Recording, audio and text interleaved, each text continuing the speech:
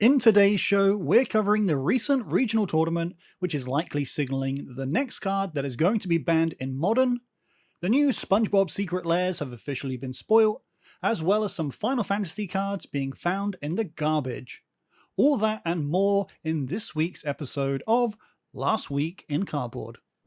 Jumping into the competitive news, have we just found the next Nadu of the current Modern metagame? And I say that because we just had the regional championship take place at the SCG Con in Charlotte, USA, where over 1,000 players competed. And if you take a look at the top 8, you can see a reoccurring theme: Grinding Breach. Shout out to Jesse Robkin for winning the tournament. Jesse is regarded as one of the originators of the Grinding Breach deck, dating back to 2019. The goal of the deck is simple: have Grinding Station in play, which is a 2-mana artifact that says, tap, sacrifice an artifact, target player puts the top 3 cards of their library into their graveyard, and whenever an artifact comes into play, you may untap Grinding Station. You then pair this up with Underworld Breach, a 2-mana enchantment that gives each non-land card in your graveyard escape, where the cost is equal to the card's mana cost plus 3 cards. You then want to have either 2 copies of Mox Amber, Mox Opal, or Mishra's Bauble in your graveyard, and then you can generate near infinite mana, mill your deck, and then cast Thassa's Oracle or Grape Shot for the win. The next ban announcement is slated for March 31st, but could we see an emergency ban happen shortly? The top 2 candidates for bans are either Underworld Breach or Grinding Station. Banning Grinding Station will shut this deck down completely. Otherwise, there's Underworld Breach, which is the catalyst for these sorts of combo decks. Let me know what you think in the comments down below. Turning our attention to Standard, let's check out the current best decks for Best of 3 on Arena. Thanks to Untapped.gg for providing this information. We can see that mono red aggro is still dominating, which is to be expected on Arena. Following that, we have the 4-color Domain deck, which recently took the win at the Aether Drift Pro Tour. Notably, the top-played version of this deck does not contain any copies of Jace the Perfected Mind, which is what Matt Nash used to win in the Domain Mirror match.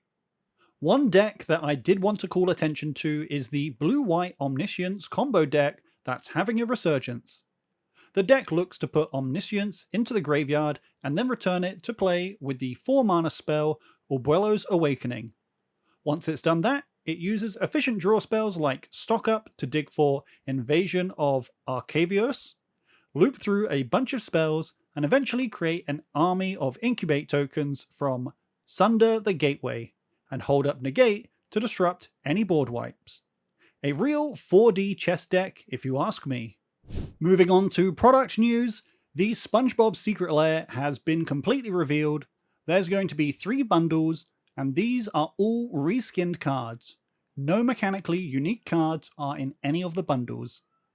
For the Legends of Bikini Bottom bundle, which contains 7 cards, we have SpongeBob SquarePants as Jodo the Unifier, Patrick Star as Random Legend from Legends, Barktooth Warbeard, Squidward Sarcastic Snob as Grizzlax Illithid Scholar, Mr. Krabs Penny Pincher as Charix the Raging Isle, Sandy Cheeks Marshall Astronaut as Toski Bearer of Secrets, Plankton Tiny Tyrant as Skrelv Defectomite, and Gary the Snail as Toxeril the Corrosive. In the Lands Under the Sea bundle, it features the 5 basic lands with locations featured in SpongeBob. And in my personal favourite bundle, the Internet Sensation bundle, we get 6 reskinned cards featuring some of the popular meme moments from the series, with of course now one of the best counterspell printings in the game. These bundles will be available on March 24th, available in both non-foil and traditional foil for $29.99 and $39.99 respectively. Of course, this is another while stocks last.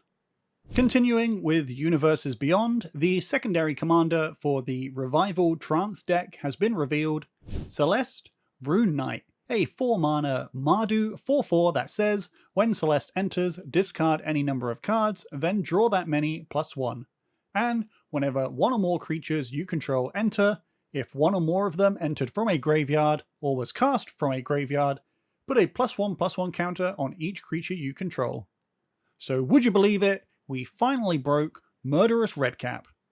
In more Final Fantasy news, someone also managed to find the mangled remains of 3 Final Fantasy main set cards, a swamp, a card with no discernible features, and what appears to be a 2-mana black spell called Resentful Revelation featuring Sephiroth.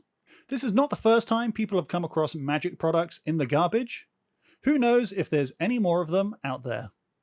In actual Magic the Gathering news, the Tarkir Dragonstorm story is well underway, with the debut stream kicking off official previews on March 18th. Stay tuned for rules content around the set once we know more. Links to everything we covered down below. Be sure to like the video if you learned something, and subscribe, because if you don't, Wizards will unban Nadu. Thanks for watching, and I'll see you in the next one.